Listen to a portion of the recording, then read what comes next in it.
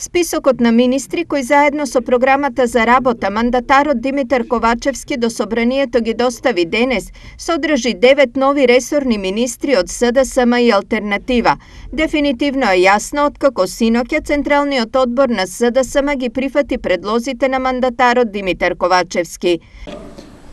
Во однос на составот на владата, ресорите се согласно со преземените одговорности во владата и согласно со програмата на владата.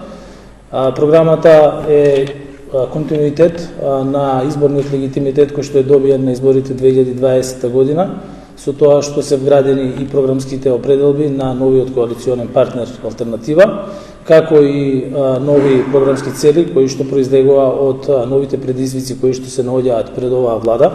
Така, за нов министер за одбрана е предложена Славјанка Петровска. За правда, професорот од правниот факултет Јустинијан I Никола Тупанчевски, Славица Грковска ќе го заземе вице-премиерското место за борба против корупција, а пратеничката Бисера Костадинова Стојчевска се планира за министер за култура.